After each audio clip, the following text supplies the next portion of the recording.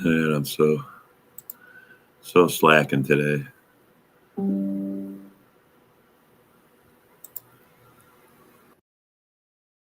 Sports Network, where we're breaking boundaries and redefining podcasting. Broadcasting live on 6 different platforms, we're bringing you the latest in sports like never before.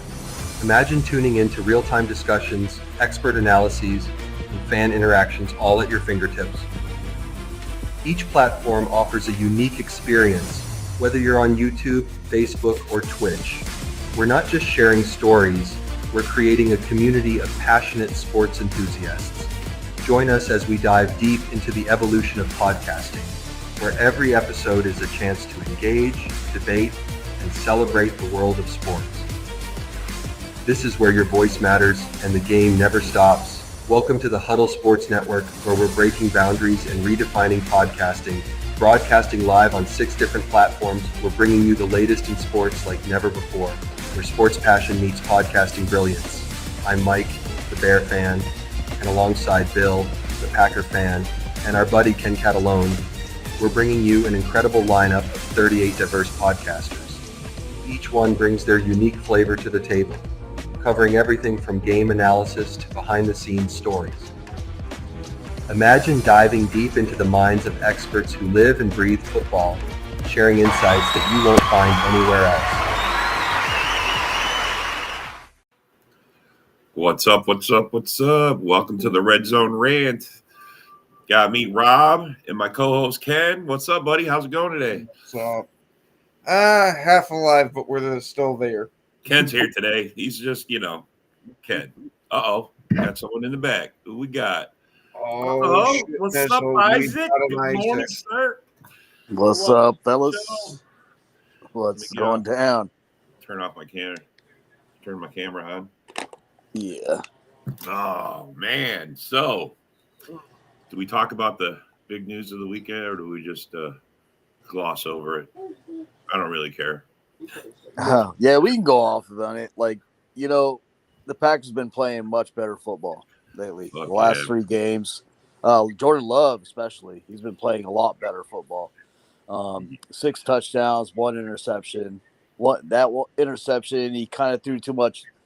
There was too much mustard on the hot dog, so to say, when he threw that pass. You know what I mean? But other than that, last 2 games, he hasn't thrown a pick, even though he could have. Although the 49ers had their hands on 2 of his. Yeah. But I can see he was trying to make a play on, you know what I mean? But the last game was much better. I didn't see any. I mean, he had an errant throw, I think 1 or 2, but nothing that was like in jeopardy. Yeah, but it was also on a free play. So I'd much rather him take the chance. Now, it wasn't a completely free play because it ended up offsetting, but I mean, that's what Aaron Rodgers always did, right? You know what I mean? When he knows, like, when there's a flag going to be thrown, and you know what I mean, he's going to throw that football no matter what, if it goes in or not, or becomes a touchdown, becomes a big completion, or it becomes an interception. Doesn't matter. You just throw it up there and take the chances, That's when I want him taking these big chances where it's like a 20% chance of making it. Why the hell not give it a shot? Yeah, it was overall a good game. McDuffie had the game of his life, man. McDuffie was everywhere, I just think he almost didn't start, right? He almost didn't play. Yeah. And look at how he showed out, bro. Our linebackers are we got some studs there that I think are just hidden. And Quay probably had his best game of the season. Oh yeah, last 2 games, Quay has been playing way better. I mean, he's been playing like the guy he's been last year. So if we get Quay, that playing that much better, and then we get Edrin Cooper back. Edrin Cooper has been a stud for us. You know what I mean? This team can take off in so many different ways. Well, you could see the team every week getting better on defense. I mean, this is the first we put a full game together. This was that in the second half they made some adjustments. They got a score, but I mean, look, did you guys see that stat? The last 4 games, the Packers are giving up an average of 15 points a game. That's it. Yeah, that's crazy. I mean, and we ain't playing like no so slacking teams, you know. Yeah, no. Yeah. Anybody come up on us, like they're not going to want to. I mean, the Lions last time we played them, they only put what they put on it 16 17. Points? 17.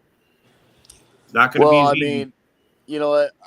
I do say, you know what I mean. One thing we'll give Lions this. They could have scored a touchdown, but said, you know what I mean, ran out the clock kind of. Yep. So, yeah, it is what it is. You know what I mean? We didn't have our best game. Jordan Love was limping around out there, you know what I mean? So, but we'll be ready this Thursday coming up. No. And I don't want to hear those injury excuses. We've been banged up all year. You know what I mean? So, yeah. Now, did you guys happen to see the post? Now, I don't know how true it is, anything like that, but see the post that Jahmyr Gibbs had taken a picture of their team's Jefferson in front of the board of audibles. yeah, some Lions fans are saying that it's trying to be bait. It's trying to be bait. Doesn't sound like it by Campbell's presser. I mean, sounds like he didn't know about it. He's pissed. Yeah. Yeah, whether those are the actual audible calls or not, who knows? Because somebody released their audible calls. Gibbs. Yeah, so basically Gibbs on his Snapchat, he took a picture of Jefferson. They're like their third string running back or something like that. Right. And the back of him has all the audible call plays, and he calls them like different celebrities on there, and it has like, you know what I mean, it tells the actual play. The only thing that makes me think that it was a big joke was that it's captioned by Jahmyr Gibbs is check the camera work though. That's the only thing that gets me that maybe it's a ruse. No. That you know what? might have been something Gibbs and Jefferson came up with all on their own. Mm-hmm. You know what though? Like, it's not going to throw us off. We're going to play them how we're going to play them, no matter what. You know what I mean? We know what they're capable. We know what they're going to do. They're going to run the ball like always. They're going to make Goff a game manager like he's been all season. So we just prepare for that. We should be good. Yeah, we just got to honestly just focus on a little bit of the run. I mean, our run defense is way up. And if we just play like we've been playing, containment, you know, I don't know. I see them playing a lot of zone, same as with Barry, but it's a different result. So I don't know if that's just on Hafley's coaching. I mean, some of the stuff they give up in the front, but I see the wisdom behind it, you know, keeping all that in front of you, especially the speed from like Miami. Yeah, I mean, those guys never broke a play open. They got a lot of yardage, but a lot of like underneath yardage is all it was. Yeah, I think more of that was to do with the game planning for Miami because of the speed that you mentioned, is that they didn't want to get beat deep. Now, granted, I'd much rather take the gamble on it and let the guys play some man coverage, but hey, that's me. Yeah. Hafley must not trust the corners that well to be covering in man if he's running that much zone. Just mentioned Stokes. I mean, look what the Bears did in that second half, and look what we did last time when we played them in Ford Field. When you shut down the run, their offense kind of sputters out. You know what I mean? Sarah, she's like, I don't want to hear no excuses. We had a guy die. She's right. They did have a guy die. Yeah. Injuries happen all over the NFL. I mean, especially around this time of year, you know what I mean? A lot of players are banged up. Look at the Niners. Niners are way more banged up than thinking what the Lions got going on. You know what I mean? So they're not sitting there crying about injuries. It's like... Yeah, they had a lot of star players out. Oh, yeah.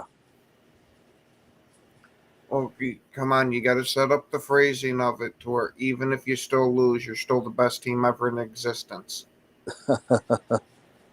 Yeah, you just Michael Barrett, Hayes, But yeah, that's exactly Eric. You know what I mean? That's what we got to do is just slow down their run game. You know what I mean? And then that's when they struggled. That's how they struggled against the Bears on the second half. Is this when their run game was shut down, so they couldn't really get things going, and they rely heavily on the play action. You know what I mean? And I'm going to give the Lions a little bit of props here on JMO being more effective this year. This is the first year he's actually been effective, and I think that's kind of helped him out. You know, I mean, because he does have speed. He is a threat, man. You can't let him run. Yeah, I mean, I'll say the same thing. Like, you know what I mean? Like, I thought JMO really wasn't going to cut it. You know what I mean? Especially how he's been playing and everything, but he's really been a star for the Lions this year. For them this year, he's been the guy that I think has been the difference in their passing game. That's why their passing game.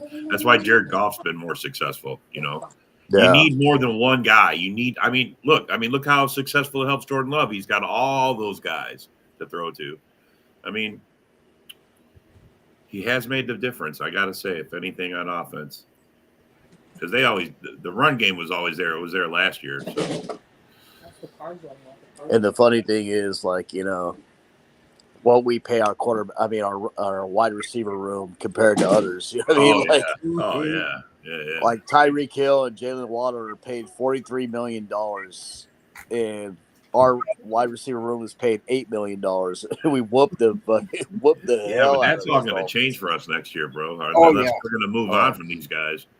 Well, I can see us re-signing Watson. Dobbs is a maybe. Really, you think so? I can't. Out of all the guys, he's the one I want them to sign the most, man. God dang it! And I know people are like, well, you know, I mean, this is where I think part of the problem with us not declaring a one is a problem because, you know, it does create you need to have a hierarchy. You need to have someone with the, you know, that can say, look, it's got to help the quarterback some, you know.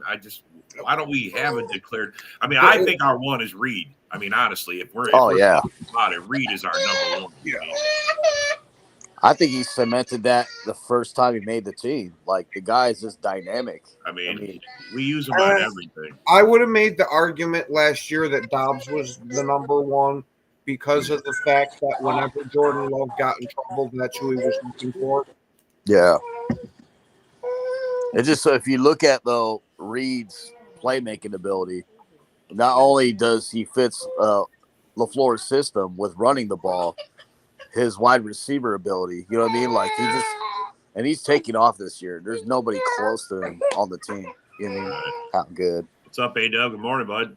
What's up, fellas? Good on, A-Dub. We're talking about kind of the Dolphins game. We're talking about, you know, trajectory of the team. What do you think, A-Dub? When it comes to that game against the Dolphins, I liked a lot of what I've foreseen, but I think there's still holes to be filled. Like, we still seem to have a hard time when it comes to coverages against tight ends because their number one target was their tight end, and he had himself a game with over 100 yards receiving. Yeah.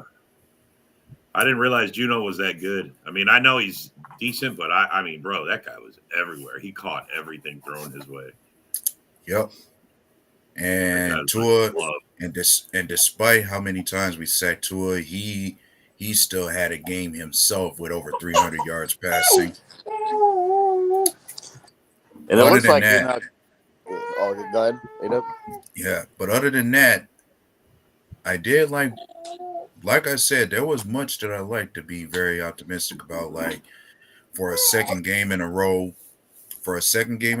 Jordan Love was persistent enough not to turn the ball over. We had a nice game from Josh Jacobs. So far, it was an all-around good game for our team so far. And also another good thing to look at was the fact that we were able to. Our run defense was just as good too. Like, for a second game in a row, we didn't allow more than 50 yards rushing for the team as a whole. Yeah, we're definitely going to need that type of defense Thursday. Yeah, like the guy who ran all over us in the NFC Championship game, Raheem Mostert, he was a non-factor. Yeah, Yeah, A-Chain too. Other than that, A-Chain, I mean, Other than no, other I than mean that touchdown, you know what I mean, he our really defense wasn't. is up. Our run defense is up. And that's playing without Mhm. Edrin Cooper. You know what I mean? That's been Yep. doing really good in the run defense. Yeah, You know what's crazy is and not to good. and and not to mention if there's one guy who's definitely been impressing me enough with the games he's had so far, it's Quay Walker. Like I have been very skeptical about calling him the black version of Blake Martinez on his defense, but so far he's had two good games to show me that he at least can be better than what he has shown lately. I thought he could. I thought he had reached his ceiling this year, but he's proved me wrong so far. Yeah, he started trending that Blake Martinez kind of role this year, but last year he was totally the guy to make tackles for losses, not allowing guys first downs. Like he's sideline to sideline, his speed, has been the main difference maker. And if we keep getting that version of Quay Walker, we're going to win lots of games. But one thing I'm impressed with is actually our best pass rusher has been Enekbari. Yep. Enekbari's been just getting in there. I mean, and a lot of teams are not accounting for him, and he just gets in there. Mm-hmm. And then it's nice to see Van Ness kind of just starting to come to life. Yeah, Van Ness. They've been calling his name the last couple of games. Mm-hmm. Yeah. He had a fumble against But the 49ers, didn't he? yeah, Pretty he sure it forced was a in fumble in that. He did. Yeah, the 49er game. But another, but something else that has been impressive that we don't talk enough about has got to be the play of our offensive line. Like it still remains to this day that Jordan Love has been the least sacked QB in the Least sacked NFL, quarterback, and he didn't get sacked one time in this game too. Like, yeah, you got to give our offensive line a lot of credit. Like they have been very efficient with keeping Jordan Love protected lately throughout this season. And they're opening up holes for Jacobs. I mean, come on, man. Jacobs is. And I got to give credit to Rasheed Walker. Like all the penalties have been, non-existent now from him. Yep. And he's been doing a lot better job as our left tackle. So Walker's back because he wasn't there at the start of the season. Wasn't the same guy from last year. No. Yeah. Yeah, 3 penalties every game? I was like, come on. Ridiculous. A lot of holds. Oh, yeah. And that Yeah, was speaking pissing of me pen- off because I absolutely loved Quay Walker. Yeah. Not Quay Walker. I mean Rasheed Walker. Yeah. The So wrong Walker. I'm kind of stuck between, because if you watch Brooks, our third string running back on this team, just punishing the way he runs. Yes. I kind of don't want Lloyd to play yet. You know what I mean? Let's keep Lloyd out. I want to see Lloyd out there. Really, I don't care. I mean, honestly, I think it doesn't matter who's back there. They're going to be able to run, but I didn't think I would like more than Brooks is a nice addition. I mean, that guy looks like a real deal. Yeah, he's a bruising back. Like the guy just doesn't care. Like he's kind of like he almost has that Kraft attitude. You know what I mean? Yeah. I'm gonna hurt you. I like the bruiser on him. I like how physical we've been this second half. Physical team. And We're this on both sides of the ball. And this is the weather where you got to be where physicality is your friend. Because in the cold, it's hard to tackle and hit with most people. Speaking of Tucker Kraft, he's slowly becoming my favorite player on the team. That guy he's a bruising tight end. Like he lays out massive blocks that opens up our run game, you know what I mean, and our wide receiver game. He loves to talk shit. He's just that, you know what I mean? He's just the guy that we need on this team, Oh, absolutely. Because one thing I've bitched about for years is how soft the team is. Yes, they're nice and flashy and all that, but there's not a mauler out there. Now we got a few of them. Yeah, I'm sorry. Musgrave is not going to claim that tight end 1 spot anymore. Like that's Kraft's job right there. Musgrave, like I've seen. You mean Oregon State? You know what I mean? Games and all that. How Musgrave plays. He's got good hands, really good hands. He runs really good routes, but he's not going to provide the intensity, the gameplay Kraft has been providing for us. I mean, if Musgrave, if Musgrave was not hurt so much, and if he wasn't so clumsy on his feet, because that's what was the problem with him last year when we brought him in, was the guy could make catches, but he had a hard time staying on his feet so much. Yup, Kraft mac and cheese. Mm-hmm.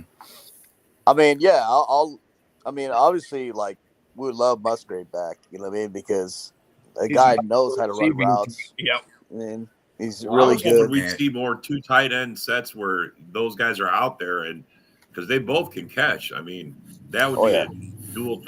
I mean, we still get it with. Do you ever wonder if one of the reasons we don't have a wide receiver one is because LaFleur was going to make the 2 tight ends his focal point? Possibly so. I was going to say, you listen to the way that he talked about it, it almost seemed like that's how he wanted to run his offense. I mean, before A.J. Dillon got hurt, I think he was planning something with our run game. You know what I mean? Because look, if you really pay attention to details and like of our run game and how many run plays that we have, it's been really impressive. Like counter block, reverse runs that, you know what I mean, you haven't seen before. And LaFleur is really in his bag on some of these runs. Yeah, and you ain't just gonna see our running backs run the football out the backfield either. Yep. Yeah, Reed's been getting the handoffs, and I mean, you just don't know who's going to run the ball sometimes. You know what I mean?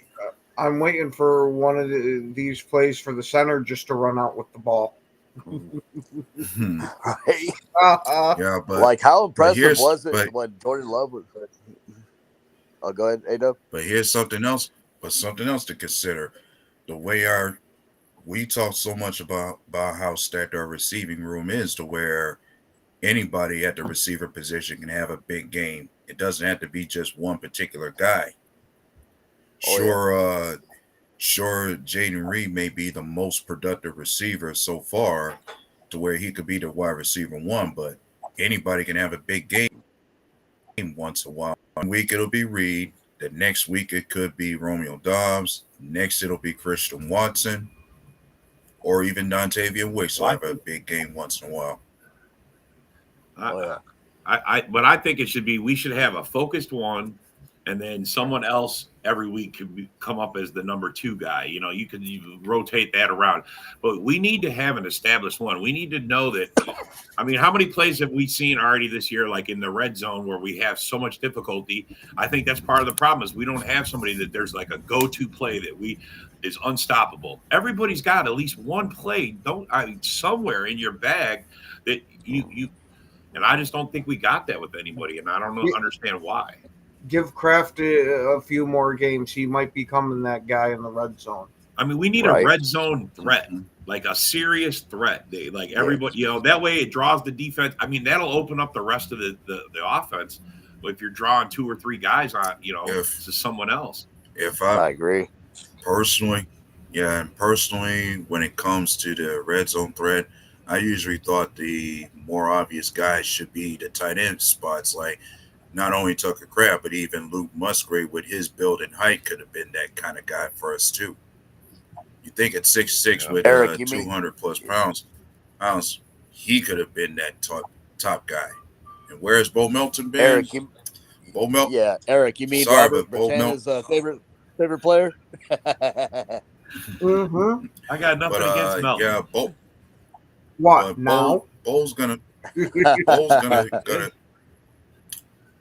given how Bo is number of chart, you won't be seeing that much of him unless a certain receiver is out. Every once in a while, Bo Melton will get in. Yeah, I'm saying once in a while, Bo will get in on a play, but yeah, it's like hard for Bo to get targets because, like, Watson. My bad. Sorry, I thought you were in here. Go ahead, Ada. Sorry. But I'm saying Bo's not going to get that many plays because you got 4 guys ahead of him who get a certain number of targets ahead of him. Mm. Yeah, I was going to say the same thing. Like the emergence of Watson. Watson's been really good for us from the deep bombs. You know what I mean? That's the kind of player that we need from plays that Yeah, we need but from Watson. he's 0 for 2 now. I'm gonna just say it, bro. 2 years he's been in stride and the ball has hit him in the hands and he's dropped a sure touchdown for like massive. Okay, well, this was his first real drop of the season. Yeah, so I don't you care, gotta bro. give the I guy some don't credit. care. How many Okay. the wide Oh, receivers got a out there Paul Mullen version too. love to have that kind of fucking pass? How many would love it? It's a thing of beauty, man. It's probably the best play in football. To see a nice fucking bomb, man. A guy get his step, catch it in stride, and fucking not miss a beat to the end zone. It's like the perfect play. Didn't that drop feel like the one that he dropped like in his first game Very against the first, Vikings? yes. That's why I said it's like, over man. 2 on those, bro. Yes. And that one was yes, in the end zone. But here's the thing. He made up for that with a big game. That year that he did drop it, he made up for it with a big game against the Cowboys.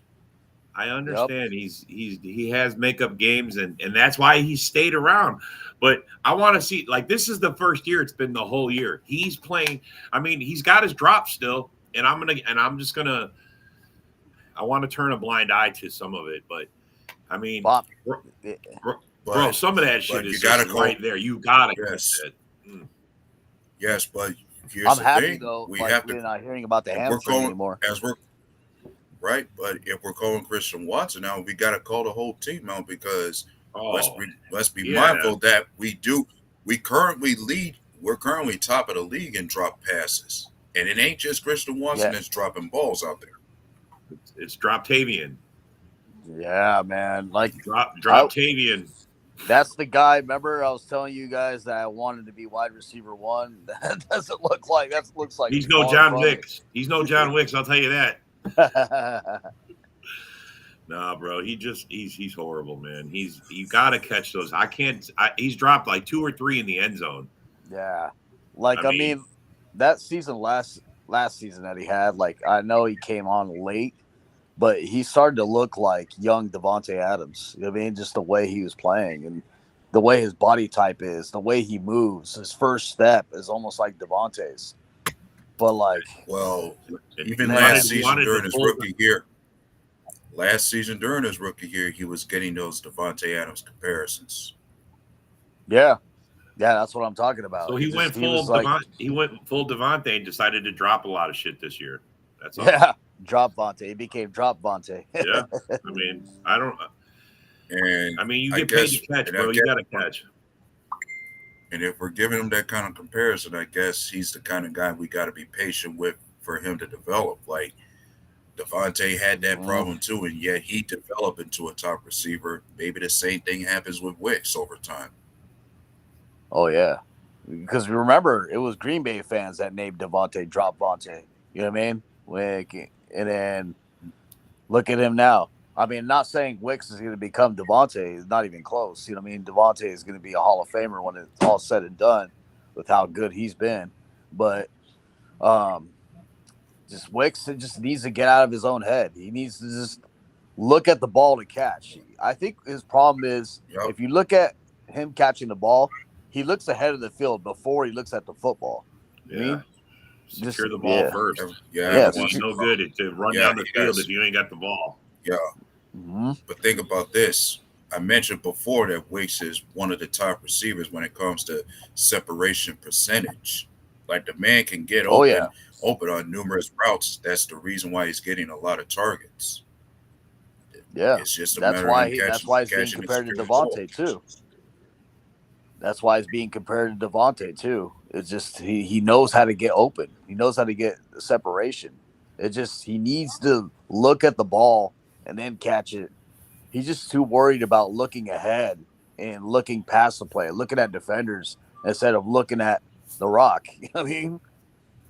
Bottom line, all Packer wide receivers are not. They all have dropped a lot of balls this year with tight ends, wide receivers. I mean, maybe not the running backs as much, but because because honestly, I didn't think Jacobs could catch it. And then this year, he's really shown that he can really handle. I mean, is he Aaron Jones was in the receiving game? No, I don't think so. But he's definitely a solid receiver, though. You know what's funny about that is that same thing with AJ Dillon. AJ Dillon, if you watched him in Boston College, he wasn't really catching footballs like that. But then he comes in LaFleur's offense, and all of a sudden he's catching everything. Like, yeah. You know what I mean, and I think that's what it is about our wide receiver room is if you're going to run the ball, you're going to catch the ball as well. So, and it's been paying great dividends for our running backs. Yeah, and another thing he can benefit from is that our receivers are very good at run blocking just as much too. Yeah, mm-hmm.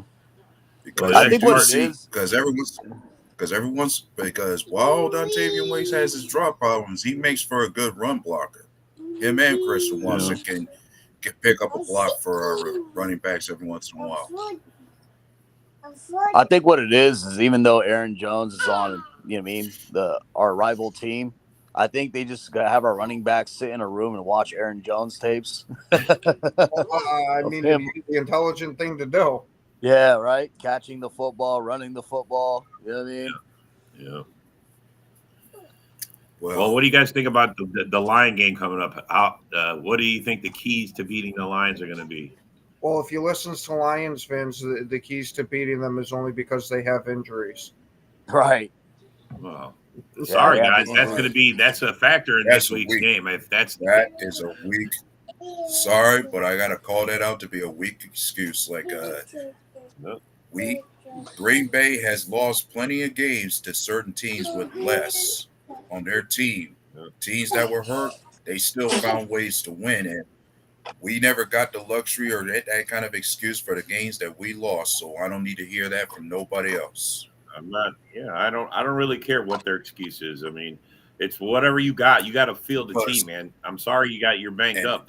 We're all banged up. Yeah, and not to mention, every team in the NFL has their story to where, for any stretch of the season, your depth is going to be tested. Like guys outside of the starting lineup are going to have to step up any game that they're hurt, game that your top guys are hurt. So the last thing anyone needs to do is use that as an excuse.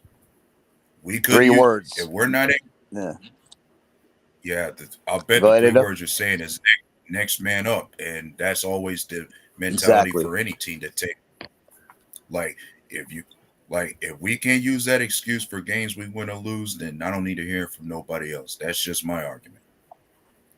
Wait a minute, isn't Brad Holmes the best GM? Yeah, what about all this depth? You mean that he could have drafted? What is this? Brad Holmes the best GM, right? You mean, what's your excuse there? You mean if you're going to use the injury excuse, you mean then every single team in the NFL can use the injury excuse. Oh, we lost because we got injured. You know, because if you lose, you lose. Because key guys are not there. I mean, we've had key guys. We had key guys out for many of the games that we played, and yet we couldn't use it as an excuse for why we lost. I mean, and think about this: 2 of the games that we lost, we were banged up. Like Jordan Love was not healthy with the 2 games that we lost. Yeah. I mean, I accepted my L's. I accepted we lost to the Lions. I accepted we lost to the Vikings. If we beat the Lions, I expect the Lions to do the same. But they're already barking about injuries, and the game hasn't even come close yet. I don't even understand any of that because even if they lose, they still stay in first place. Fucking cocksuckers. Right. I don't even understand why you're worried about it, man. Yeah. And here's a thing. I called it myself to say that this year was going to be the tale of 2 different tapes like it was last season. Lions can get us in our stadium and we get them in theirs, just like last season. Yep. But then somebody brought up the case about the Lions were missing some guys when we beat them last season. But my thing is, so were we. We were missing some guys too. We lose on Thanksgiving. That's what we heard last year. Oh, we always lose on Thanksgiving. And now this year, when they beat the Bears, well, it's every 7 years. What excuse is it, bro? No. I mean, come on. You know what it is? Like, they're so greedy. You They become so greedy about wins. You know what I mean? They don't want to see a loss. It's very impressive. 11 in a row. Was it 10 in a row? 11 in a row? I mean, that's impressive for them. I mean, bro, it's hard to do. Well, I mean, that's really not hard to do. It is 10 in a or row. let's It's just not. say, It's not. or let's just say, some Lion fans don't know how to act because they've never seen this kind of success from their team before. I agree. Oh yeah, I agree. and oh yeah, that's another good point too. You know how they always say we're cocky fans, and all of a sudden, you know, I mean, we're cocky. Green Bay fans are always cocky. Look how you guys are acting. Look I how was you going to Lions say, fans how are many acting. posts I mean, do you see where they ask for the best positions in the North, and every single one is a fucking Detroit Lion? Come on. Exactly. I mean, it is, guys. I mean, when the Packers became relevant when they got Favre, I was the same way. Fuck all you motherfuckers. Right. Winning gets you as fans, they're just being fans, and I get it. Just they got to learn how to act right, and they will eventually. They just got to, they got to win first. They haven't tasted victory. They still haven't. They're gonna stay like this, rabid and foaming at the mouth until they actually taste it. Yeah. Yep. And it's funny, like, and let's be honest. And let's be honest, if Green Bay is to be arrogant, we have a right to be because we've had so many winning seasons over the years. Given the success of the QB position up to now, and still to this day, the success of the QB position. The success of the QB position. Yeah. And we have those things called rings and Lombardis. Yes. You know what I mean? Rings, they go on. Yeah. Right. And my thing is, look. I'm actually happy for Lions fans. You know what I mean? They've been so far in the basement. You know what I mean? Like they've been accumulating with the spiders that are down there. You know what I mean? So they got permanent butt cheek impressions on the couch in the basement. Yeah, exactly. You know what I mean? Their smell is still in that basement. You know what I mean? Yeah. So it's good for a team like them that's been trashed basically most of our lives to finally do something. You know what I mean? Now Bears are in that position. And then the thing is, like too, what's funny is, I mean, if the Lions do possibly make the Super Bowl, I had Lions fans tell us, "Oh, are you going to be happy for us if we won?" Hell no. Were you happy for us when we made the Super Bowl? You know what I mean? Like, no division rival is. Go ahead, A-Dub. Right. And one thing is this: there's some. When it comes to the Lion fans, there's going to be very few of them I can acknowledge as real fans. Like, my thing was, if I hadn't seen you during the time that the Lions were not successful, that I can't recognize you as a real fan when they are. Exactly. It's very few Lion fans you got very few Lion fans you can acknowledge as real fans. Like, where were some of these guys that we see come out now when the Lions were garbage? Have we seen them before when they were garbage, as opposed to seeing them now when they're successful? Yeah. Even their veteran Lions fans at the time, anyway. Yeah, even their veteran Decker said, like, I had never seen so many fans in the stands. There was no fans like this when we're losing. You know what I mean? Like, so. Yeah. But anyways, fuck the Lions. Fuck the Lions. Fuck the Lions. Fuck the Lions. Here's your ring, buddy. Right. I just want to talk more about Green Bay and how much better that we've been playing lately. You know what I mean? It's really been night and day. I was going to say we might just be one of those second half type of teams where we start out the year real slow and it don't start building until the midway point. But is there any other way to do it? Well, I mean, this is where you want to build the second half. I was going to say, if we can keep up the momentum, I'm more than happy with it. Look, this is what LaFleur has done his whole time here, man. This is how he's led the team. This is what he's done every year. Yeah, some people hate on LaFleur. I think LaFleur is a great coach. Yep, and he doesn't get enough credit when it comes to most of the winning seasons he had. Like, during the time he's coached Green Bay, he's only ever had one losing season, and that was Aaron Rodgers' final year with us. That's the only losing season he's ever had. How ironic that we were in a conversation about that earlier, huh, Isaac? That dude. I mean, it's so ironic. Oh, LaFleur had Rodgers all those 13-3. What does that have to do with anything? I don't understand that argument. Everybody's like McCarthy had all those years with Rodgers. So what, man? That was still his offense. It was they created it. They implemented it. It ran through that guy. That was tailored to that guy. That's the whole point to what makes them such good coaches at the time. McCarthy's problem is he didn't adapt.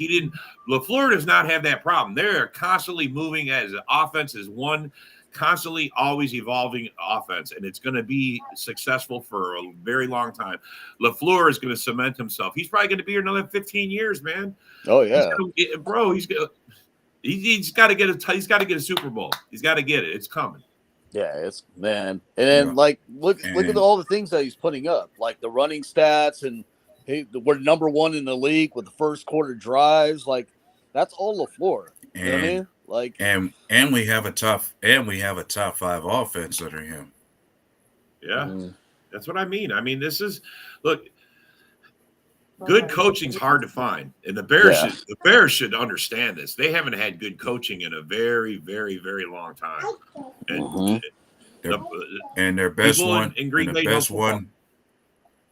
and the best coach they could have had that I think they did dirty for a time was Lovie Smith. Yeah.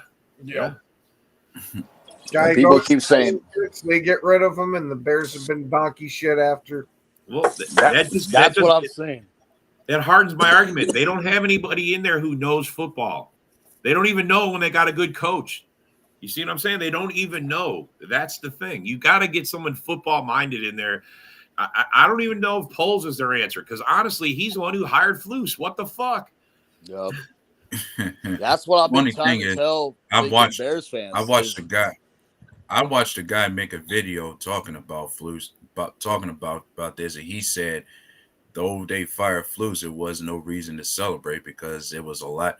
Because his case was like, one of the reasons you can't celebrate is because you're in a tight spot, and not to mention, he felt like even Ryan Poles should have been fired along with Flus.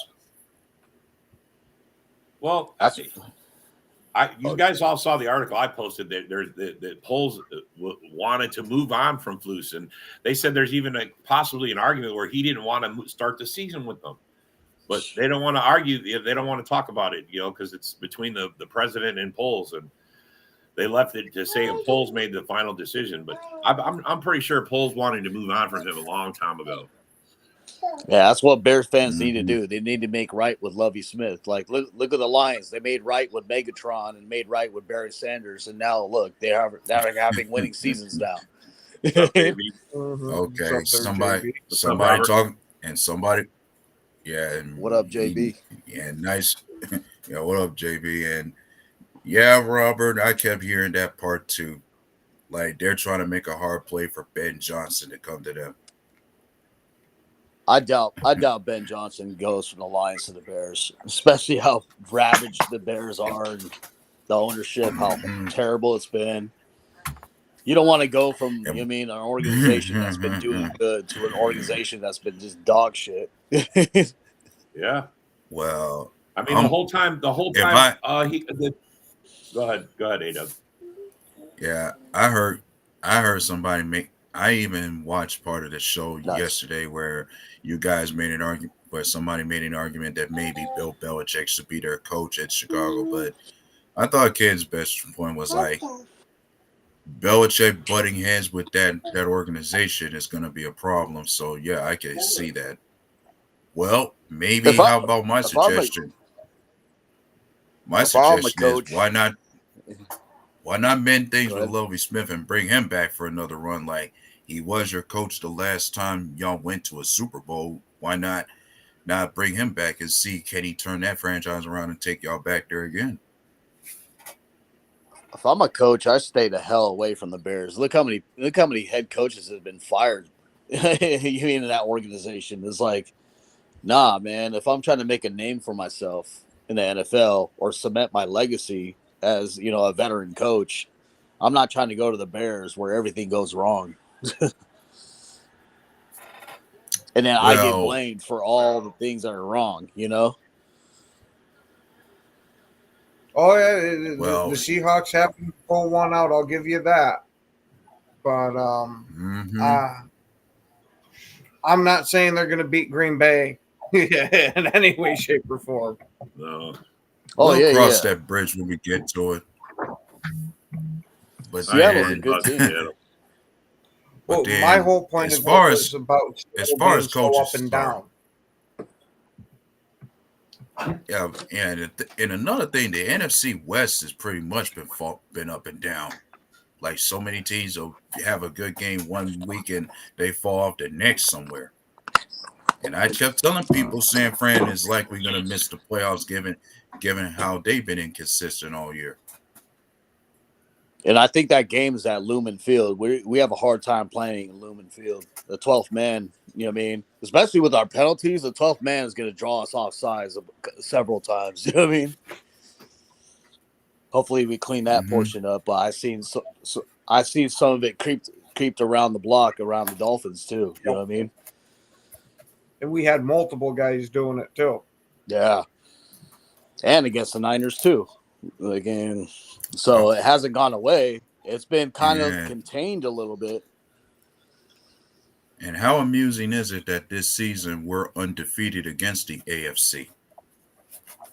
We managed to sweep a whole AFC division and we beat another one.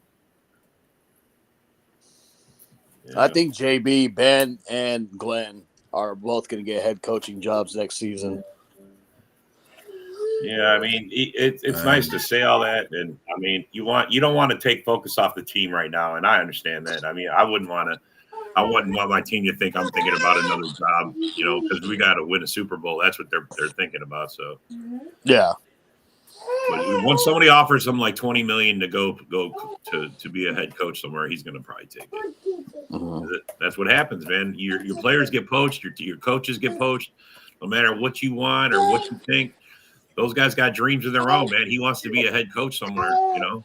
Believe us, we lost a lot of our coaches because of them moving up in the ranks. We know our whole JB. division is undefeated against the AFC. I think our whole division is undefeated. Should we get promoted or should we not? That's the thing. that's what it comes down to. Actually, if I recall correctly, the Bears lost one against the AFC. All right, so that's the only one. Yeah, remember our whole front office basically went to higher positions because just our team was so good. Well, see, the difference is JB is when you went if he wants to win a Super Bowl, if he puts a Super Bowl on his resume, say goodbye because that's on his resume now. You know, he's the that led a Super Bowl to a team to a Super Bowl. That's how he gets a head coaching job. A lot of teams are going to want that. They're going to want that winning attitude, and it's no knock against Ben Johnson. And you know, I'm not saying he wants. I was going to say that's more of a celebration of Ben Johnson. Yeah, it's just a celebration of his accolades. You know, as a fan, I would want that for him. I mean, you know, you get success, you want to grow, so. You know, it's just if it's true that report that he wants like $20 million for a head coaching position, I think some teams are now willing to pay that. I was going to say he's already making 15 as a coordinator, so. And I'm not saying that he's going to go to the Bears because I wouldn't want to go to the Bears if I was coach. No way. I mean, I would want a better team. I mean, like if Andy Reid retires, Kansas City's a great team with Patrick Mahomes as your quarterback. You're probably good for the next 8 years. You know what I'm saying? And Robert, I don't think there's any way Devontae comes back to Green Bay, especially with the upper management still being here and the type of dispute they got in over his contract. Yeah, hell no. Devontae back here. Look, I love Devontae as any other Green Bay fan, but yeah, we don't need Devontae. Needs to be dead and immediately. Yeah, especially exactly. Yeah. Green Bay doesn't need him, and he's way past his prime to where he's not as productive as he once was. Brings nothing to the table, and Green Bay brings nothing. Right? Nah, bro, he brings nothing. All he brings is a big price tag for what he would have to pay for him. It's not worth it, bro. It's not worth it. And we were willing to pay it. We were willing to pay it before he left. Before he Yeah, left. but after we jerked him around for a year about it. Look, I don't agree with how it all went down. I'm sorry, I don't. I believe that we lowballed him. I sure the fuck do, man. That's what we do. Yep. We lowball that shit, and that's what we're gonna have a problem with our guys when it's their time. They're gonna lowball the shit out of these guys. You know, right? Maybe that's why they're not making him be a 1, because now you can't say, "Well, I'm a 1." Well, no, are you really? You're just a 2, so we don't have to give you 1 money. You know what I'm saying, bro? I mean. I'm not. I don't want to think that that's how it is, but it's looking like that's how it is. Right. And JB, I know he's saying he's happy to be where he's at. Of course he is. The Lions are playing winning football and arguably the best team in the league right now. But that doesn't mean he's not going to take a job next year. Yeah, I'm not saying he's going to Chicago, JB, by no means, man. I honestly, I think he's going to go somewhere else. But if he gets that Super Bowl under his resume, that's it, bro. That's like your golden ticket to get a job somewhere. And JB, that name you brought up would be a nice suggestion, because Green Bay has enjoyed a win streak since we brought him in within our system. 4-1 since Salah been here. Yep. And you know that big play for Watson that he went all alone on the sideline, like that big catch. That was a Robert Salah design play. Oh no shit! I didn't know that. Yeah. Yeah. And so he's been. Oh, go ahead. Yeah, I'm just saying, look at how much the Jets have fallen off since they fired him, and how much we have improved since we brought him in. Like the Jets have been 1-5 since they fired him, and we have enjoyed a win streak since we brought him in. We got a Ken the Bear fan up in here. Maybe he's just quiet. False alarm. No. Morning, boys. Oh, there's no Hallis Hall. All right, cool. We Why can stay on long. You guys want to just stay on long? Okay, yeah, no Hallis Hall today. So why send a private message if you're just gonna read it to everyone? Because, bro. You came on. You can just say it. Hey, guys, want to stay an hour? Let's do it. Yeah. No, I'm gonna have to get off. I was getting. I will get off soon as well. Yeah, I've got a basement that's still got water in it. You see, there must be the bears biting your poles over there. Yeah. Hey, look it. I can't believe this is a couple days later. We've done a couple shows, and I still have to say the same bullshit I had to say since. Because I guess guys like JB just are brain dead and stupid. Isaac, maybe you too. I know you guys aren't. I'm just frustrated with you guys. Just look it. When I said they weren't going to fire Flus, I'm going to say it's the last time. I had 105 years of history of supporting evidence to say they weren't going to do anything until the end of the season. For the first time in the 105-year history of the team, they made an in-season head coaching change. That was it. That was the argument always. Whether they fired him at the end of the season or not, I wasn't debating yes, no, maybe so. It was right now, nothing matters. He's evaluating. The Bears do things at the end of the season, have 105 years of historical documentation to back you up as supporting evidence. Well, they changed. They did something they've never done before in the history of the team. Kind of like, Detroit has never been 11-1 in their pathetic history, yet here they are today, 11-1. Well, bro, this was that change you were talking about. How they're changing the culture. They're changing it, man. They never done this before, so maybe this is what they had to do. The writing was on that argument. You take this shit way too personally, man. You taking it way too personally. No, it's just I get tired of the personal attacks on it. But Rob, that is actually, believe it or not, probably the most valid argument you've made for the coaching change of Flus now than any of the other examples you've given over the last couple of weeks. It is a culture change. You're right. that's probably the most valid argument you've given on that, and it is culture change. And now there's some more stuff that's coming out. I guess the locker room pretty much revolted right at the end of the game. Yeah. And I guess it's been happening. Well, no, it hasn't been happening. It just happened that time. That whatever reason, it just I get to read the whole that thing. was a yet. huge thing. I'm telling you, it looked like the coach just didn't send a play in. Like, I know you defending it and you're saying that it was all on Williams, but honestly, man, it looked like Caleb needed some guidance there, and the coach just was staring. He literally was just staring. And like Rob, like I get it to a point. Yes, there is that, but we all know that the 2-minute drill belongs to who? The quarterback. Now here's the thing. There's a positive that comes out of this, because I'm not going to be one of those negative Bears fans who just negative. You know, Caleb learned a really good lesson. Do you ever think Caleb's going to have this issue again in his career? Oh, I mean, look, bro, it's a learning experience. I don't know if he's going to have it again. I hopefully he learns from this, you know. And he'll learn. No, it happens. I mean, like, to say it's not going to happen again. Well, you know what I mean, that's a bold statement. This is the year you go through these. You go through these trials and tribulations. It's part of it. NFL's unpredictable. I'm gonna say, yep.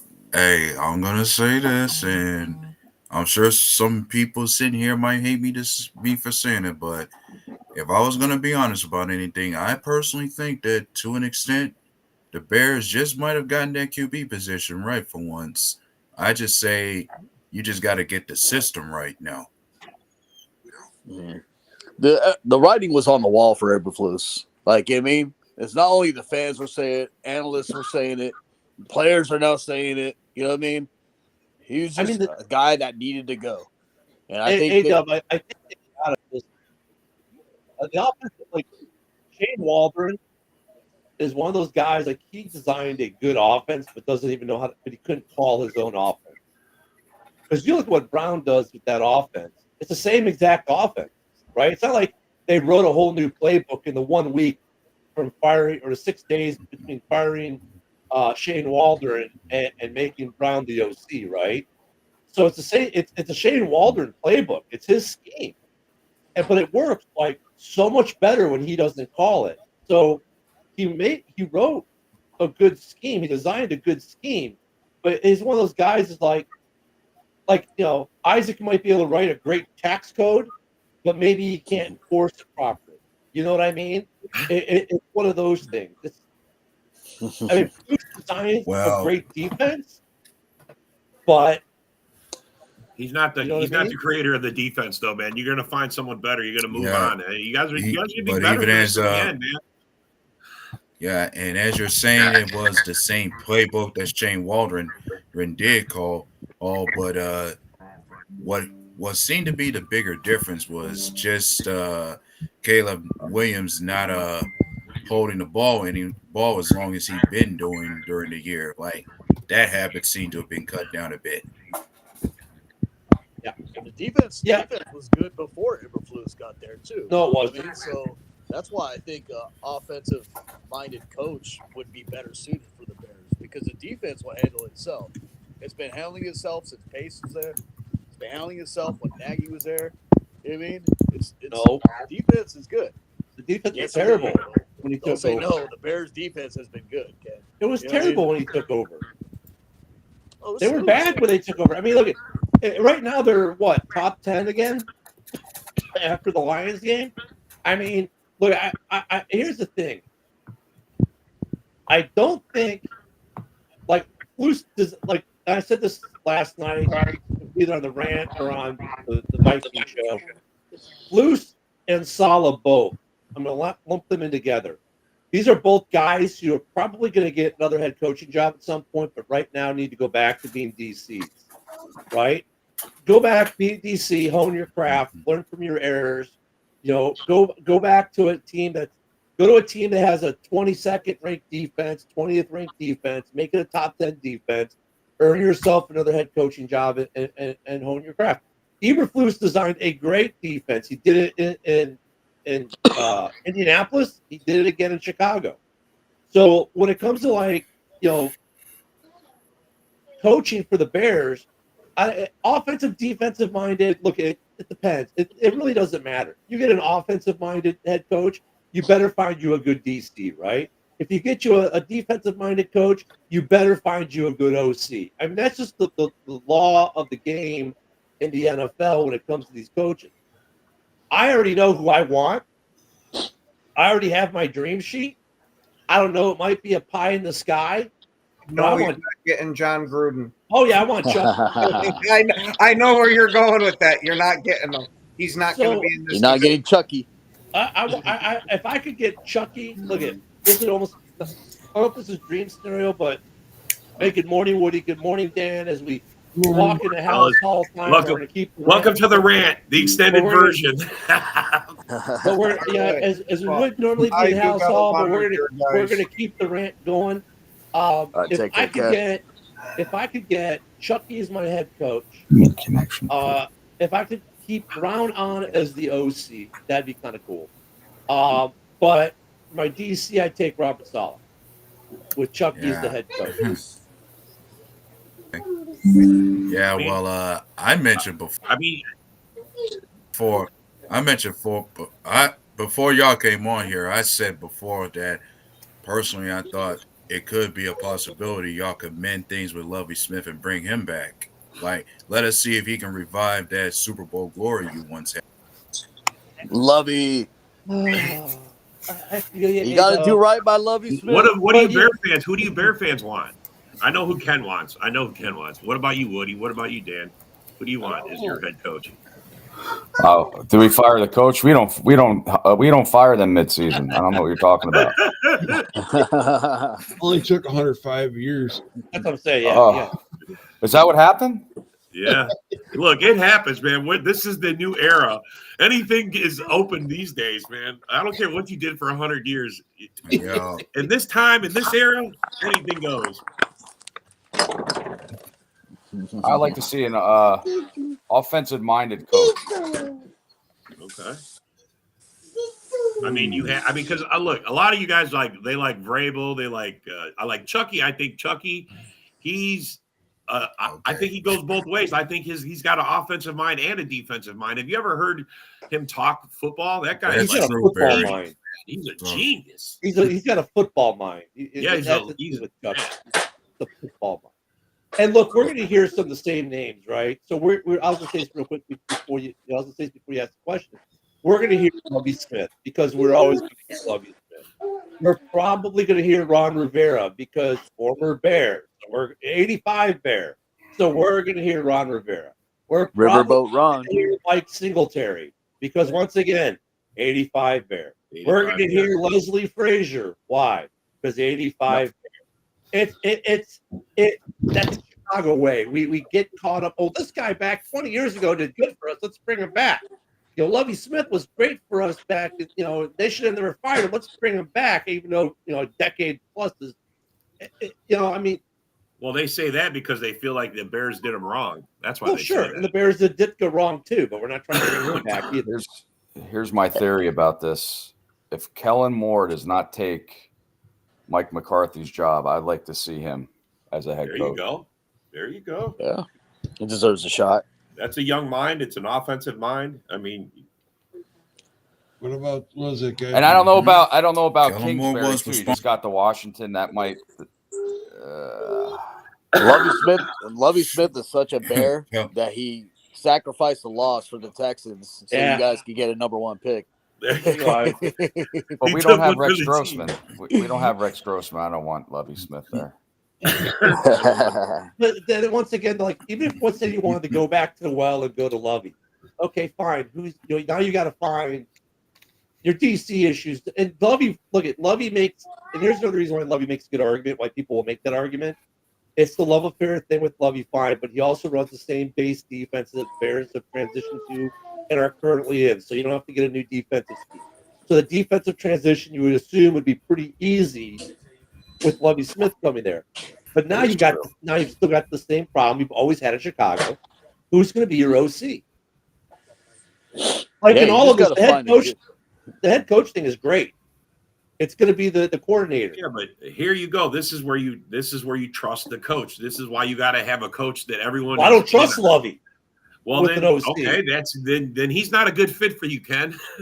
No, even if you don't trust your head coach, you're not going to trust any decision he makes. Objectively, Rob, what's the best ranked offense any Lovey Smith team has ever had? Still, Lovey Smith is a great football mind. He's a veteran, and I'm sure people will play for Lovey Smith. What's the best OC will ever had? He can draw basically an OC to the team. I mean, he's never had a top 10 offense ever as a head coach in the NFL. Ever. Oh, well, he's a defensive coordinator. Yeah, but that's argument. That's what he's trying to say. Is he's saying as a Bear fan, he wants somebody that's offensive minded. Hey, I'm about to say I was going to respond to one of these comments to say, hey Sarah, why it is for? Are you a little bit worried that Brian Flores with you guys? Because that's somebody else who might be available for some folks. Brian Flores. I think Flores' same issue is Gruden. And they both have pending lawsuits. The difference being that Flores is operating as a coordinator, whereas obviously Gruden won't. And even though it doesn't prohibit either of them from being a head coach, the NFL and their little club, you know how it goes. Now, if they both settle their cases, because it looks like both are going to go to arbitration pretty soon. If they settle their cases, that may change some things. But that's a good point, A-Dub. I mean, he's going to be available. And look at of course, everyone talks about Ben Johnson, and look at the Lions can block that up until their season's over, and then it's free reign. So those are going to be discussion, and it's not that I want an offensive-minded coach when I talk about Lovey. It's just that Lovey's never picked a good OC ever.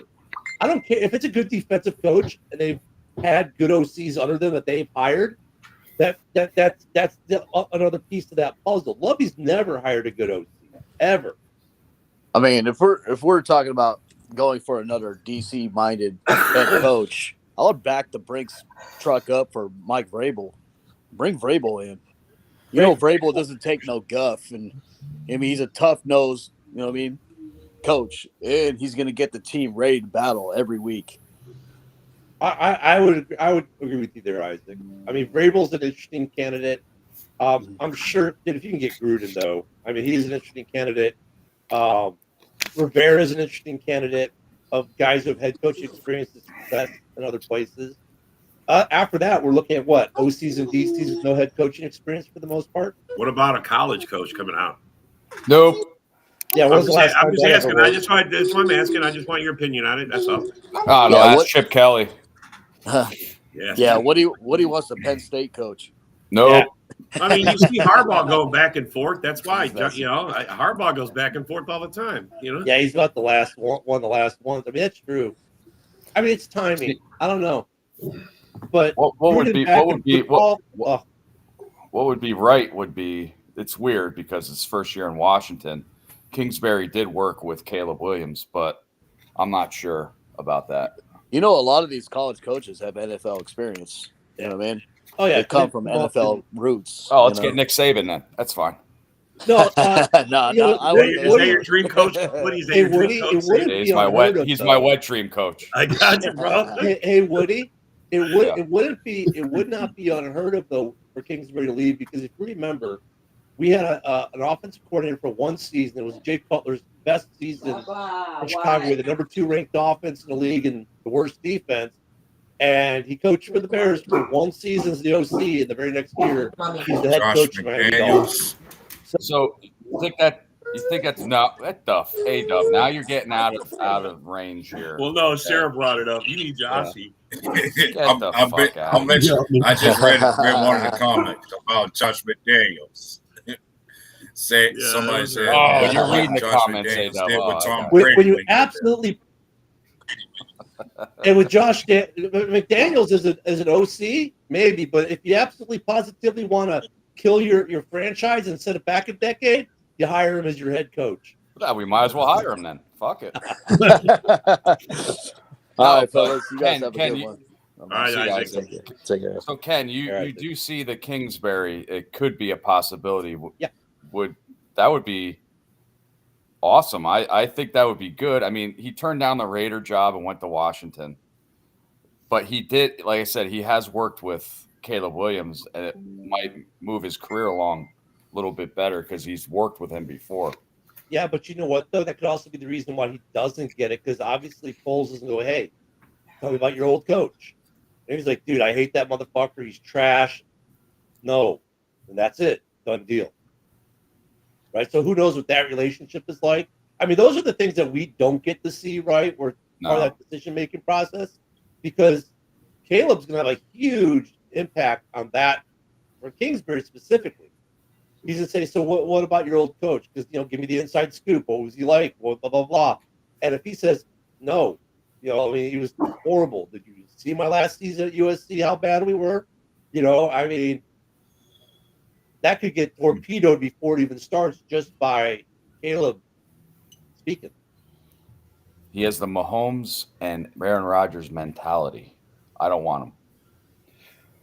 But I can't, like I said, if Mike McCarthy gets fired and Kellen Moore does not take that job, I could see Kellen Moore he's a great offensive-minded coach. I can see him going. Dallas is a wild card because there's a lot of traffic out there about, Dion, right? But it's like Dion's going to go where his kid goes. Right. Yep. And they don't have the draft pick. Right now, the top 2 draft picks are both teams that need a quarterback, the Giants and the Raiders. Yeah. And by the way, you've got Dak Prescott on $60 million a year on contract. So I doubt you're drafting Shakur Sanders. But we're not, Sarah. We're not. But Dallas being Dallas, who knows what Jerry Jones does? Maybe he finagles a deal with the Raiders to send them Dak Prescott, a truckload of draft picks and everything to get Sanders and his dad. Wow. Yeah, well, Jerry Jones had his moment of saying that he ain't ruling out the possibility of bringing Mike McCarthy back. He's not gonna. There's no way. There's no fucking way. McCarthy's done. He's never gonna coach again, man. He's coached 2 of the biggest franchises in history, and hey. I mean, they really got to make a hell of a run at the end of this year. Yeah, there's no way. No way. And they won 2 in a row. So, Sarah, to answer your question, it's not that you're giving Caleb that much power already, but he was Caleb's head coach in college, right? So Foles is going to ask him, "What do you think about this guy?" Yeah. And if the negative reaction, like, right, well, I hate this dude, right? Then you're not going to sign him, because the idea is you want to coach and develop your quarterback. You don't want to bring in a coach that your quarterback can't stand, doesn't want to play for. He's already lost the locker room. Honestly, I think that was the problem. You guys didn't know how to handle your rookie quarterback. I agree. I agree with Ken. If my GM would come up to me and says, "Hey, what do you think about your old boss?" I'm like, "Dude, that's why I fucking left. He fucking sucks. He's a dick. Blah blah blah." Even though he's great offensive-minded coach and stuff like that, I wouldn't want him to be there and work for him. And it's not that Foles is going to make the decision solely on what Caleb says, but trust me, that's going to have a lot of impact. It's going to carry a lot of weight. And look, even with these other guys that we're talking about, guys who have played for, if we have anyone, I don't know, well, some of these guys, like if anyone played for Vrabel, if anyone played for Rivera, Foles is going to ask him, what did you think about him? What kind of head coach was he? Because you've got institutional knowledge about a coach on your roster. If you've got that institutional knowledge, you're going to at least look at it, right? It may not make your decision, but it may impact your decision. I mean, this is a very young team overall, so a lot of these guys are going to be talked about. These other guys, the guys on the team haven't played for, but there are a few that have. Right. I wonder how those coaching interviews go. So, what can you bring to this team? Let me hear what you got. How do those go? How do you sell yourself? Rob, you brought that up, Rob. Do you think they asked for a resume? Bro, I would seriously love to know how those go. But I mean, I get, you know what though, Rob, as Mhm. silly as that sounds, that's probably the first question they I mean, legit ask. how else do you interview someone like? So what do you bring to this team? Why should I hire you? What's going to make me hire you over this fucking guy? I think it's, what do you bring to this team? What are you going to do to develop my young quarterback? And who are the guys that you'd want to bring in as OCs, DCs? You know, like what does your support staff look like? You know, they probably want to know procedural crap, right? What do you bring to this team? How are you going to develop my young players, not just my quarterback, but my other young players? And what's your support staff and structure going to look like? And what do Right? you Because think those are of the things that kickoff? we don't think about as fans, but the GM is thinking about, like, all right, Woody, if I bring you in as head coach, what's the rest of your structure look like? What are your operations look like? What are your operations to develop my young quarterback? What are your operations to develop my defense, my offense? I mean, they're looking at all that. I would keep the slip and slide at training camp. Yeah, that worked. Yeah, it As did. stupid as that was, it worked. He's getting down. I'll tell you that. Yeah. Thank you, Shane. That's the one of the good things you did in Chicago. I mean, the slip and slide, it freaking worked, and the players had fun. But listen, we're Chicago Bears fans. It's who we want, but it's our next coach is going to be totally somebody that we haven't even mentioned. That's what I have a feeling. Absolutely. But I mean, if you look at who's available, I mean, look, Bears fans are screaming about, oh, we want Ben Johnson. We want Ben Johnson. You only want Ben Johnson if Ben Johnson can get a Super Bowl. If he can't get a Super Bowl, why else would you want him? He's not bringing anybody from Detroit with him. Right. You know?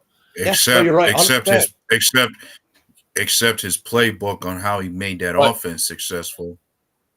But that's Rob, one of the reasons anybody's going after what you said there about not bringing players, you got to think about Detroit and Chicago. Yes, they're number one seed and all that stuff.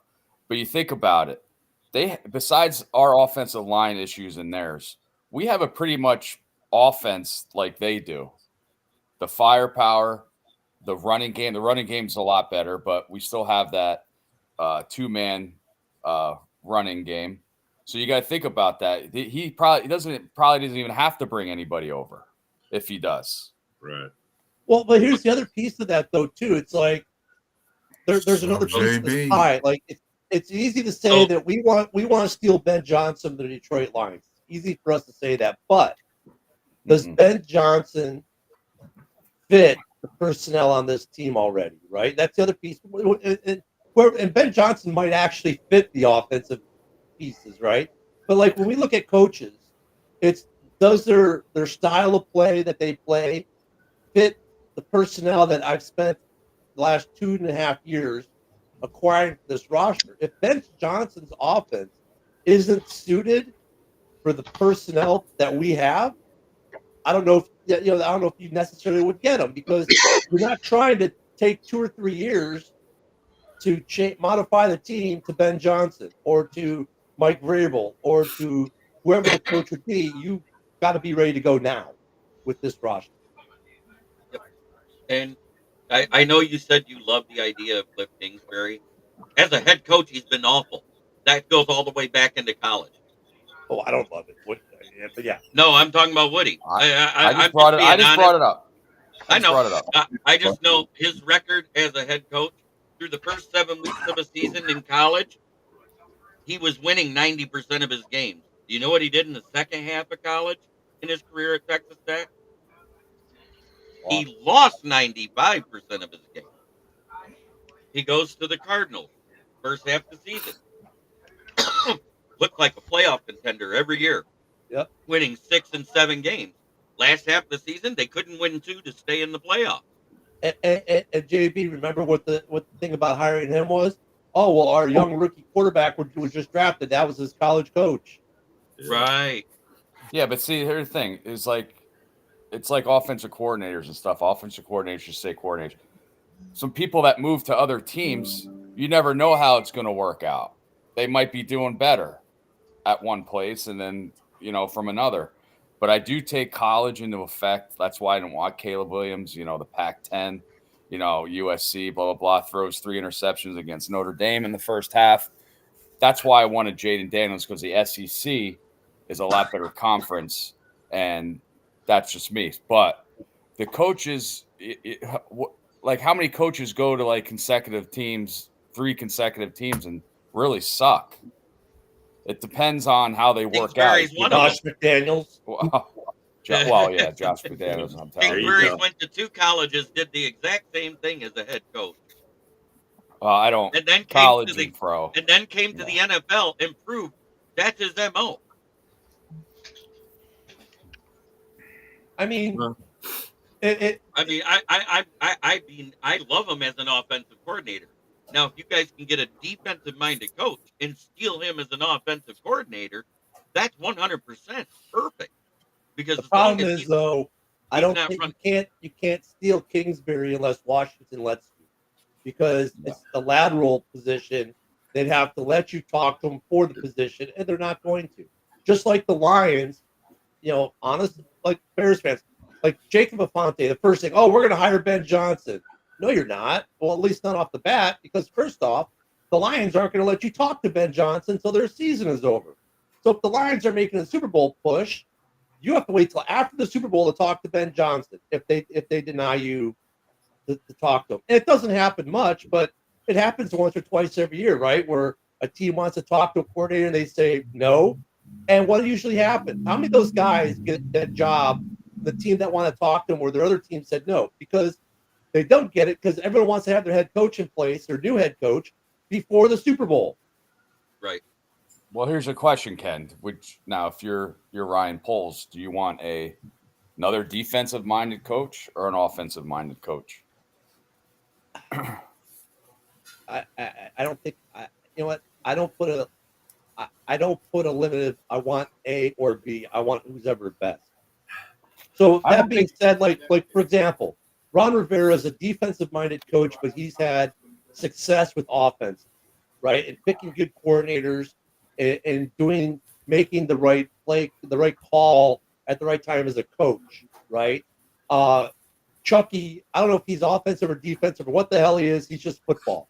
But I mean, if you want a defensive-minded coach and you want one who's had some success with the offensive side of the ball, with be it picking a good OC or a history of picking good OCs, and then of course making good coaches' decisions. When do I throw the red flag? Clock management, blah blah blah. If you want an offensive-minded coach, once again, you want a good offensive-minded coach who has success with picking good defensive coordinators, right? So, I mean, I think you just want the best guy available who's shown that, yes, they can handle the side of the ball they're known for, but they're also adept enough to have the right people, put the right people around them to run the other side of the ball that they're not. You want a winning coach. You want someone with a winning attitude. I don't care if he plays offense or defense. If he knows how to win, he's going to find the players, the coaches that you need to be successful. Right? Like, that's my rub on Lovie Smith. Great defensive-minded head coach. His defenses are phenomenal, but he has a bad track record of offensive coordinators and offenses. But at the same time, let's look at Cliff Kingsbury this season. Halfway mark of the season is passed, and the offense looks like it's falling apart. Yep. Because it was held together with duct tape and super glue at the beginning of the year, offensively and defensively, with the signings they did to even make this team competitive, and they overperformed, which was great for the fans in DC. They loved it, but now they're coming back to reality. Well, you got to think too, their personnel over there, losing Robinson for he's injured, and only having Scary Terry really and Zach Ertz. Beyond that, I mean, really and don't now have Eckler's done for the year now too. Yep. And they had and not to mention that Washington team had question marks on defense too, that was overlooked during the year. I didn't think it was overlooked. You know what I thought? I thought they did enough with what they did in free agent signings, because they replaced a lot of talent with decent talent. What they didn't do is address their corners. They thought Emmanuel Forbes was the guy because he played well last year, and that was proven wrong. That's why they traded for Lattimore, even though he was injured and hasn't been able to play yet. Now here's the question: if the Bears are with a defensive-minded coach. And I mean, now our interim OC is now our interim head coach. How many times does that happen in the NFL? You have an interim OC who's now the 3 weeks, is now the interim head coach. I mean, that's so rare. But what are the odds of, let's say we get Vrabel, right, defensive-minded coach, or let's say it is Lovie Smith, just to make Bears fans are infatuated with reliving the past, right? We bring in Lovie Smith again for another run at it. And what are the odds of Brown? Because it never really happens, but this is a different situation, right? I think we all can agree to that. What are the odds of Brown staying on as OC for a new defensive-minded coach? Well, considering he's had no history as a regular OC yet than the 3 games he's had this or a head season, coach, or a head coach, there's a good possibility he would. That's the difference between him and like when Matt Patricia was fired and Darren Blevel got us to win a game after Patricia was fired with how bad that team was that year. And everybody wanted Blevel to be the head coach so Matt Stafford would want to stay. Well, I mean, that's where you guys are at. You're in a bigger pickle now because does this guy show out so he could get a job, or does he just, tank? Honestly, I think even if you win, let's say we win 3 games of the last ones, right? And, oh my, because then, and Woody, I'm sure will agree with this. He won 3 games. He knows he's laughing because he already knows what the fan base is going to do. We want Brown as the head coach. That's what they're going to. Yeah, they're going to say which is wrong. Which is wrong to me. Yes. If we're going to keep Thomas Brown, I would keep him. We'll see how the rest of the games go. Keep him at OC. If we keep him OC, I would expect maybe a defensive-minded coach. I don't know yet. Yeah, but if you kept Brown as your OC, you don't have to necessarily. You're not going to necessarily be changing the playbook for next year. Yeah, you're going to tweak it. There are going to be some changes, but it's not going to be a whole new product, and that kind of breaks the cycle of consistency between coaches and young quarterback without keeping a head coach. But you have to get a head coach that's going to buy into you picking his OC. I sit there, Ken. I'm gonna fire back on one statement you made earlier. How are the Bears going to go to a top 10 defense when they gave up more yards than they average and the same amount of points as they average? I'm sorry, JB. First off, that was like a half hour ago now, it seems. We're talking about something else. Secondly, that was just the PFF grade. But I wasn't here. Okay, I'm asking you. I'm asking you because it was the PFF grade. It was the PFF grade that had him in the top 10. That's how our only problem on this defense, and we saw it on Thursday in the last couple of weeks, because Detroit had over 75 yards in the first quarter rushing. Yeah, our rush defense is terrible. Sucks this year. 194 yards in the game. Yeah, I know that. Don't care. But they're ranked 8th by PFF overall. I mean, I'm giving you their top 10 by PFF. They're ranked 8th defense in the league. Not PFF. That's where it came from. gotcha. So that's your answer. All right, but back to the head coaching thing we were talking about. I mean, how often to go back to the question, I can't remember who asked it now, what head coach would agree to that? I mean, I don't think that's unheard of. Now, JB, this is one where you're probably more in depth with this question. I mean, I know it's happened, but you probably know where it's happened.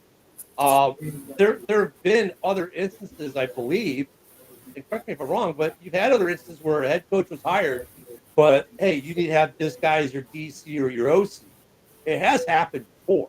I'm not saying it hasn't happened, but I'm just saying I don't remember how successful it has been. I don't remember it ever happening. That's where I'm at on it. I don't remember it ever happening. Maybe it has, but I don't know if it's ever been successful. And the problem with it, which is it's a wonderful idea to think about. The problem with it was this, JB was my OC, interim OC. Now he's my interim head coach. He wins 2 games, let's say. Then I go hire Woody as my head coach, and A-Dub is like, hey, when JB was a coach, it was never like this. That's the problem. That's why it doesn't happen often. And that's the bad thing I think about the situation for Brown, because there was promise for him as the OC, but now if you don't make him the head coach, right? Mike wants to say something. Yeah, I got it. If Well, you don't, I if didn't you want to don't, interrupt anybody or anything, no, but You're JB, not interrupting, Please bro. don't. Just no, chime Please in. don't. but Please don't. yeah, I'm kind of like with I believe Woody said it. Most of the time we predicted on these shows, like I've been doing it for 7 years, 9 out of 10 times nobody's right. yeah. But what if they don't switch anything? And depending on how the end of the season goes, because if Thomas Brown finishes off strong, what if he remains head coach and OC? Because he does have offensive coordinator experience, not to mention an assistant head coach Super Bowl champ when the Rams went. So I mean, he has a little head coach experience, a little bit sitting. I mean, it's an assistant, but what if they just don't change anything? Because I what mean, he's Mike, been doing with the offense the past 3 weeks, Yes. all against NFC North teams, like he's averaged 363 yards, I mean, Mike, you're 68 not first That's wrong. down. exactly what I'm thinking y'all might He's do. done 4 games. I mean, The Mike, third you're not wrong third at all. down When he was percentage are like 20%. He's 42%. On fourth downs, he's 6 for 7. I mean, I know that has a lot to do with personnel and players executing, but since he's taken over for the Bears offensive coordinator position, he's been turned that offense completely around. And I've been saying it. I don't think it's a lack of talent on the team. I think it's a lack of coaching. I mean, Mike, you're not wrong. When he was with the Rams, and after that stint there, and he was being looked at for a head coaching job, Sean McVay could not say enough. He was blustering over him. They couldn't say enough about how much they loved Thomas Brown and what a great coach he was. And he didn't get the head coaching job, and then he went on the track he's been on now. So he is a dark horse in that respect because you're everything you said's right. You know, it's just You guys, when historically has you that guys, worked you for feel us? confident? The rest of you guys feel confident? You know, with him as your I head. don't know if you could declare a head coach just half the season. You still can't win a close game. Blah blah blah. I'm a little wary on keeping Thomas That's just Brown like as over the head 100 coach. years not firing a coach in the middle of the season. Right. I mean, I'm not saying he's gonna by any far. I'm not saying he's gonna, but I mean, he's got just as good of a chance as anybody else out there. Yeah, he If you shouldn't learn be written anything, off. anything can happen, bro. It can happen. 100%. I mean, but McVay. I mean, after that Super Bowl year, he got interviewed for head coaching gigs, and McVay couldn't say anything bad about him. Like it was a love story, right? I mean, he was like he said all the things, and he is a dark horse, maybe, or he should be looked at and given a fair shake. And yeah, he's getting an audition, but I think there's also that wariness piece, like because we saw what happened with AP. AP comes in, fans loved him. They won a game or two. They made him the head coach in Vegas, and what's Vegas right now? You know what I mean? And I think that fans look at that too, and they go, "Well, does that And then how often does that work where the interim became the head, the full time permanently? How often does that really work? Just as good as them firing somebody in the middle of the season. Like I said, percentage is way down. Ask Eberflus. 3 games, 0.006 chance of losing. He lost I get all that, 3. Mike. That's not the argument. The argument is how many times has a team fired a coach, brought in an interim, and then hired the interim as their full time head coach? How well have those teams done historically? That's the question. We've never had an interim head coach that was an interim OC hired as a head coach in the NFL after that season. Never in the NFL history. Yeah. But what about There's for a stat interims? for you next Take year. out the OC piece, JB. Just interim coaches who became full-time coaches. Interim head coaches that became football coaches, there's been 4, and none of them have lasted a season. Yeah. I don't think that's a good track record. That's usually just a band-aid over it's just some sort of triage just to fix it for the season. 9 times out of 10, when they hire an interim head coach to stay the head coach, it's because they don't have their head coaching guy they want available to them. Yeah. So here's a question: If you're like Thomas Brown, now he's the intern head coach, but he was offensive coordinator. And at the end of the year, they don't hire him as a head coach. Does that count as a demotion? Not really, because he was an interim offensive coordinator that was made an interim head coach. It was a promotion by proxy. Yeah, he was the best guy available. Is all that is. Man, that's all that is. Is that Best a good guy way to available. explain it, buddy? Is that not a good way to explain it? So I mean, him going back to OC is still a pay raise from his original position on the team, right? Correct. And so he's going to end up on a staff like in Dallas or in Vegas or somewhere else where he's going to be able to shine. Yeah. And, so that's what I really wish we would have, whatever our DC and name only guy is, I really wish the Bears would have promoted Washington instead, because then they could have kept Brown next year with whatever coach they brought, or had the option. Now that option really doesn't exist. They took it off the table. Didn't.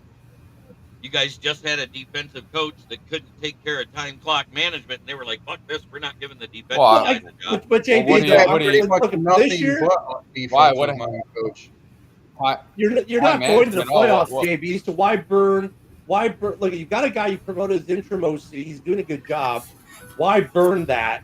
I mean, you're not going to win the playoff. You go to the playoffs this year, right?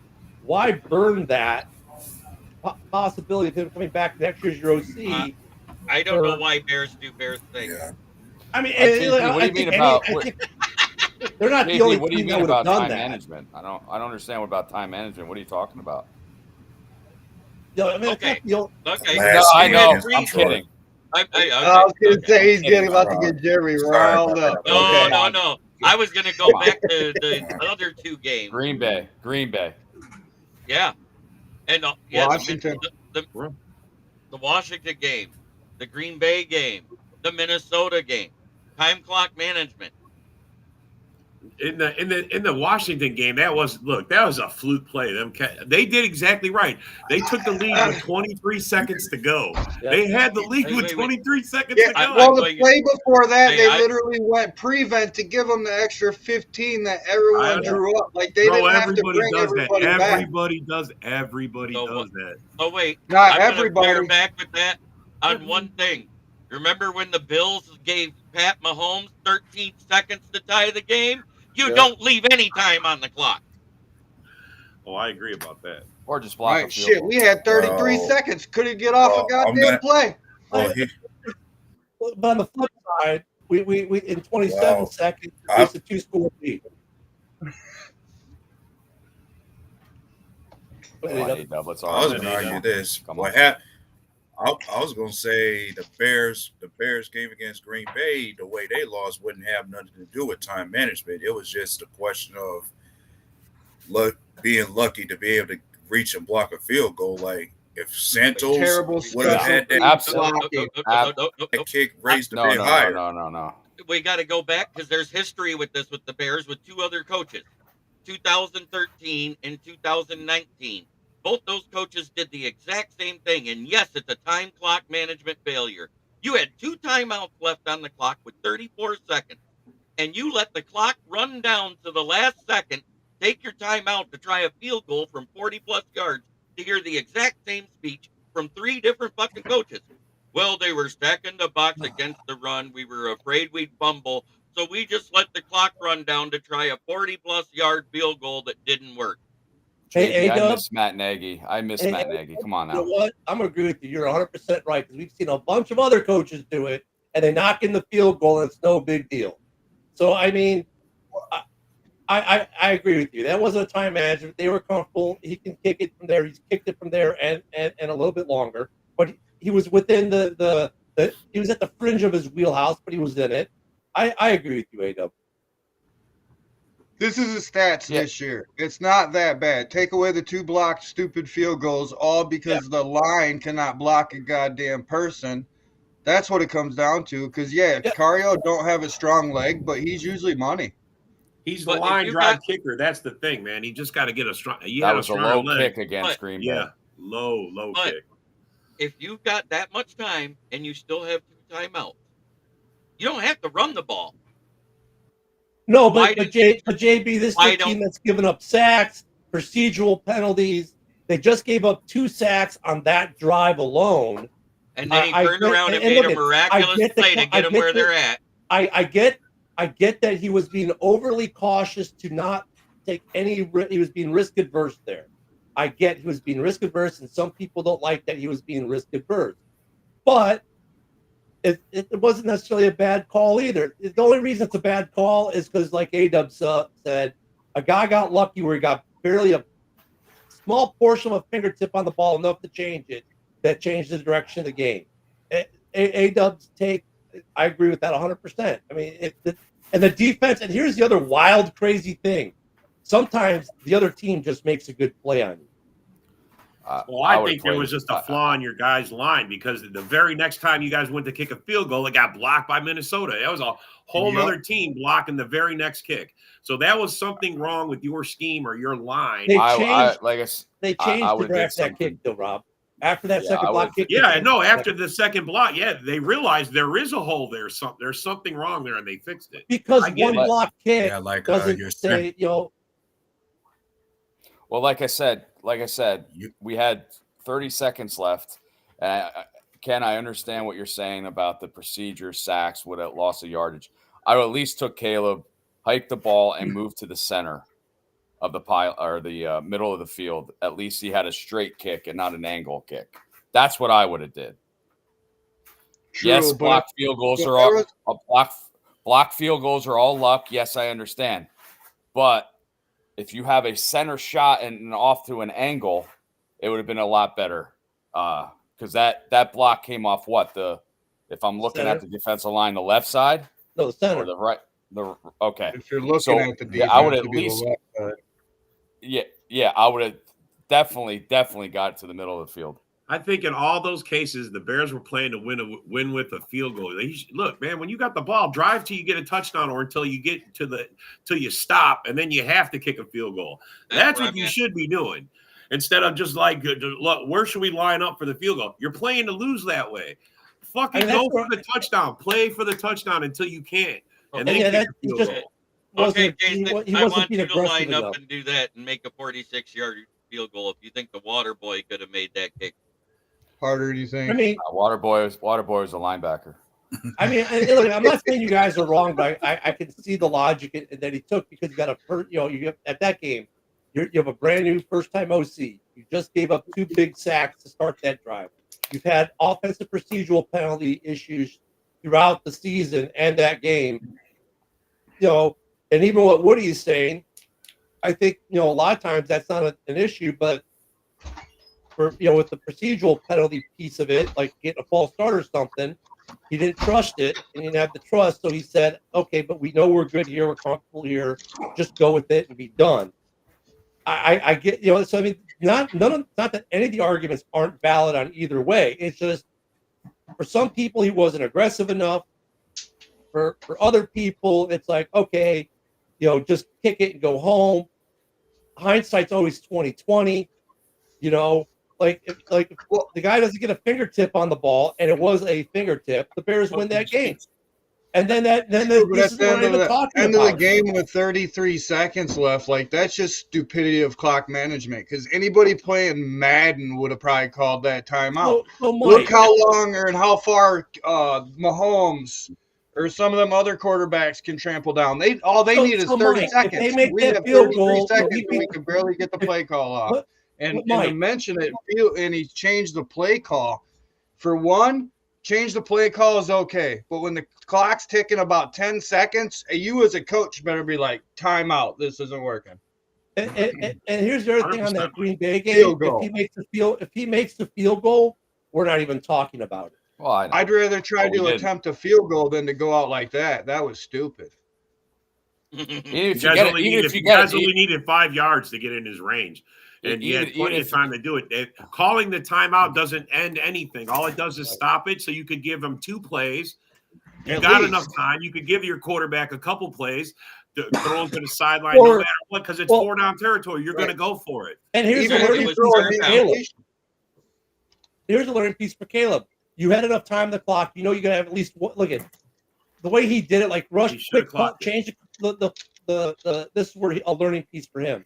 He changed it at the line. It's like, dude, you only got 1 play, right? In your mind, you've got 1 play. It's 3rd down. Clock it and make that last play 4th down. And at least get a better play than something you just thought of at the top of your head when you got to the line. Well, it just took too long.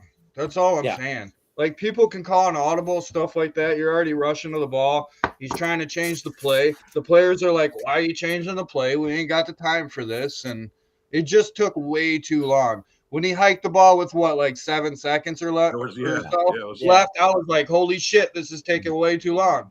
And before the ball hit the ground, I'm like, what the fuck is this? Like, no, I would have called a timeout, like I said, and had 2-3 plays to go. Yeah, they would have been out passes. Even if they were incomplete, the clock stops. Yep. And I'm sorry, I'd rather kick a 62-yard field goal possibly than to end in the middle of the field short of the goal line. Yeah, and that was my point than the way that I made. Anyway, I mean, the argument that Flu should have made a call the timeout there himself is a valid argument. But then, Caleb being the quarterback, having some control. Look, Caleb could call the timeout himself. But did you hear what Caleb said when he talked about it, though? What? Caleb literally said, we just took a timeout earlier in this drive, and I didn't know I had one left. That's what I'm saying. That's the coaches. Exactly. So that is on coaching. Yeah. 100%. That's also on Caleb, though, because Caleb should be aware. But he's a rookie quarterback. He's a rookie. I get that. That's what I'm saying. Yeah, but me as a person going to my job, be like, we're going to do this roof right here. And then all of a sudden, we're not supposed to do that roof? Oh, well, why not? Well, hold on, stop, because you guys are taking this completely the wrong way. Because they didn't pay their bill, Mike. It's for him, it's a learning thing. I need to be situationally aware of things like how many timeouts I have in my pot. I have to be situationally aware of this, that, there. Caleb got a hard lesson that way, unfairly maybe, but he got it, and he will be more, because we've seen this before with other quarterbacks. Or they'll call a timeout and they didn't have one. Quarterbacks need to know how many timeouts they've got as a team. They need to know. That's like, right? Like, what was the game? Was that Donovan McNabb called the timeout? They didn't have one, and it cost them a game. Was that, I can't remember if it was McNabb or not. He had been in the league for a while. Quarterbacks need to know what the timeout situation is with the team. It's called situational awareness. Just because you're a rookie doesn't mean you shouldn't have situational awareness. Caleb had some errors in this too where he could have made it better. He did it, but he learned from it. I'm not mad. I'm like, oh my God, get rid of Caleb or anything. You're coming down to the end of the game. You should know. Us as fans know that there's a timeout left. Dude, they got fucking headsets on. I was just going to say, the guy with the headset that calls the play and he can say, hey, Caleb, take a timeout. Yeah. Like, where was Coach Brown in the headset going, take a timeout, take a timeout, take a timeout? So that's on coaching. Yeah. Right, but Caleb could have, but Caleb could have done it too, though. Anybody says. No, but what I'm saying is Caleb didn't know he even had a timeout left. Well, that's on Caleb for not having situational awareness. And that's on the coaching for not making him aware. He should have been aware when he started the drive. How many timeouts do I have? I have two. He knew he had one. Okay, we used one. Okay, I've got one. Ken, how come you refuse to put this where it belongs, on the guy responsible? Dude, I'm not refusing. You guys are absolving the quarterback of having. I'm not absolving anything. I'm saying your quarterback's a learning experience, bro. He's got to learn. And that's what I'm saying, though, too. Him, but this is all on the coach. This is all the coach's fault. That's exactly what 100%. I'm saying too. He learned that he has to have better situational awareness. If anything, he should learn that you can't trust. You guys are beating up on me, saying, "Oh my God, you're not giving blame where blame is due." It's the way you're saying. I'm not blaming Williams at all because he's been put in situations but Caleb learned he has to have better situational awareness. Look, you can't just absolve the players. Sometimes they have to have situational awareness too. He learned. Well, we'll see. Yet to be seen. He hasn't played a game yet. Well, yeah, exactly. That's true. If you hope he, okay, let me rephrase that, Rob. Hope he's learned. So you guys don't dogpile on me for saying it the wrong way. Let me change it so you guys don't dogpile on me for saying that. Oh, he doesn't. Hopefully, he's learned his lesson. That's right. But it's like I'm not taking the blame away from the coaches, but the quarterback should be situationally aware, and there are things or were things that Caleb himself could have done in that situation as well. Let's not just sweep that under the rug. Yeah, he's a rookie. Got it. He should still have situational awareness of where he is on the battlefield and what weapons he has there. No, I'm sorry. That may just be my training in the Army, where we train even the brand newest buck private should have situational awareness on the battlefield. But Caleb should have had situational awareness too. That's somewhat on him. There's a piece that can fall onto him, and look, it's going to get for him. He's not going to take the heat round for it because the coaches obviously did, and we fired the coach and everything else. We're talking about coaches, but Caleb could have done some things as well. The conversation wasn't really towards Williams. It was more towards coaching. You're the one that flipped it and switched it to the quarterback. Because he could. Okay, yes, let me ask you. Let me ask you this known more of awareness. What he could talk. Could Caleb Williams have done any of the following? Could he have spiked the ball to stop the clock? Could he have called the timeout? Could he have? Bro, but that's our leadership to tell him what to do. He was doing this to say, "Tell me what to do. Tell me what to do." No, he was switching the play call. But he changed the play call. He's a rookie. He can't do all these things, but he can change the play call with 6 seconds left. He changed it because no one told him what to do. He made a decision, but it was too late. Well, wait a minute. No, Rob. If he changed it, that means there was a play call and he didn't like it and he changed it. Because of what? The excuse I'm not was because I realized there wasn't enough time. His quote was, hold on, Rob. His quote was something to the fact of, I knew there wasn't enough time for the play that they had called, so I changed it. So he did have situational awareness. Am I wrong? Right, it's all Caleb's fault.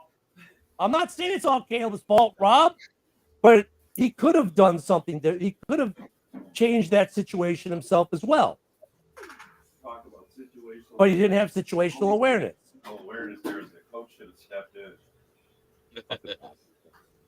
I mean, but then when you look at the quote, right, JB, if I write on the quote, I paraphrase it, but it was to the effect of he realized there wasn't enough time to run the play they got, so he changed the call at the line because he realized he only had time for one play and he changed it. So from that aspect, he had situational awareness of the clock. Where was that situational awareness 20 seconds earlier? The situation is the coach is supposed to step in and save the day, and he didn't. Okay. Players never have fault. Can't have any fault. Players can't make change outcomes. Oh, we're saying that Williams is at fault a little bit. You're not like listening to anybody else's take. We all have a certain take. When somebody's making a take, shut the fuck up and listen. We respect people and listen to you guys, and everybody mostly on the panel does. Like, let's get it in return. But no, we were just pointing at the coaching. It's coaching. I agree. He's got a little awareness, right? But somebody's his boss. There's your learning part, because it's exactly what Caleb Williams said. I didn't realize I still had a timeout. Yeah. So then that takes that and makes it say, well, who is the one that told him, hey, you can take a timeout here in that headset? The answer is no one. So in other words, the coach has to take responsibility and go, hey, something fucked up here. This is the disconnect. I'm not disagreeing with any of the fucking shit you idiots are saying. I'm agreeing with that. Now we're idiots? You've just been arguing with us for 20 minutes about this goddamn thing, and you're calling me a fucking idiot? Go suck a dick. Wow. JB, time out. Time out. All right, I got you. Wow. Listen, am I not wrong on what I said? Reply to him. Right. Hey, do you? How many coaches in the NFL do you see running to the fucking refs calling a timeout? How many? I see a lot. A lot. When you have 30 seconds left, which wow, fuck you all. I love it. Yeah. Thanks, Ken. Damn. Like I said, I'll pay for his flight up here. But seriously, if there's 30 seconds left in the game, I understand the aspect of the sacks. That's what screwed us the time was the 2 sacks that we had in the earlier drive. But I would at least got either in the middle of the field or maybe a few yards more. That's me. I don't know about anybody else, but that's my opinion. That's what I would have did. Then I had the time. Even if they had a full start penalty, 5 yards, we still had that timeout left, and maybe threw a screen pass or a slant pass to get in better field goal range. That's just me, though. But look it. I'm not a coach. I know you guys aren't idiots. Take it for what it is. I wasn't disagreeing with what you guys were saying about the coach should still make the timeout. I was adding on to that by saying Caleb should also have had the situational awareness to know. And JB, you're right. When he said, I didn't realize I have a timeout. Yes, the coach still probably should have told him, hey, you've got a timeout. But part of that is there were other things he could have done. Spike the ball.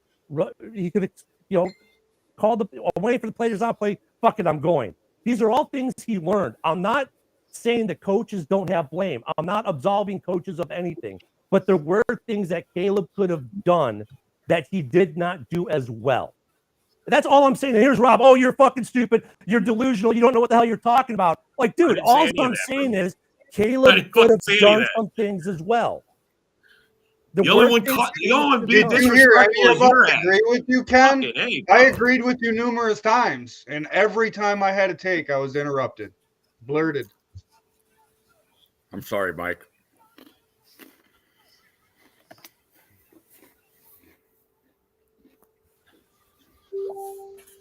Wow.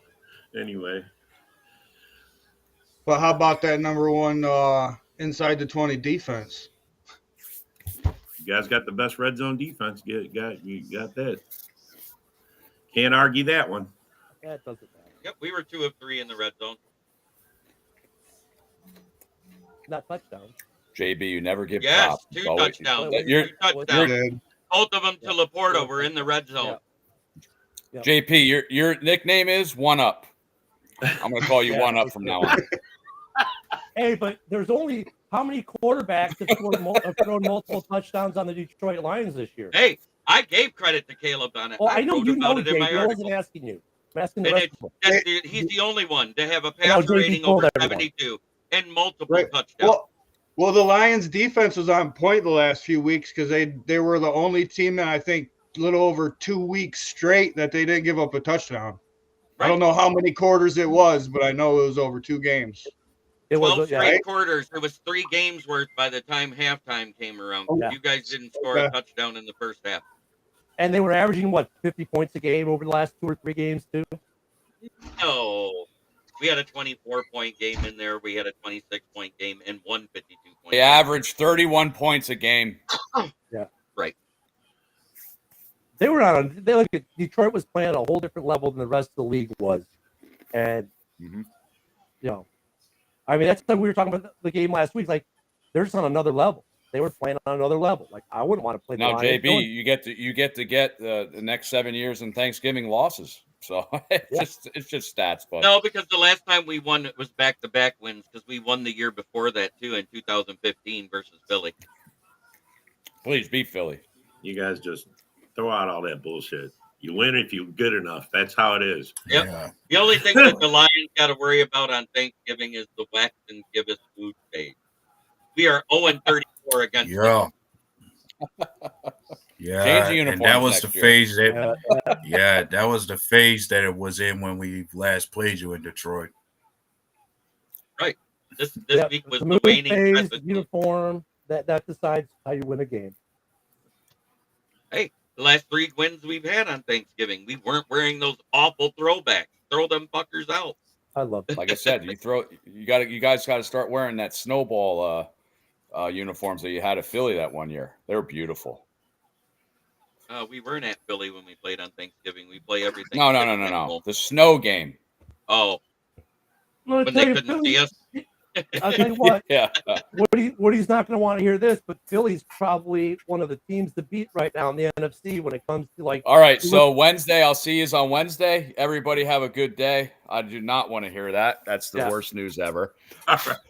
Well, everybody, thanks for coming and joining that 2-hour extended version of the rant. It got a little wild, but hopefully we'll see you guys all next weekend. Have a good one.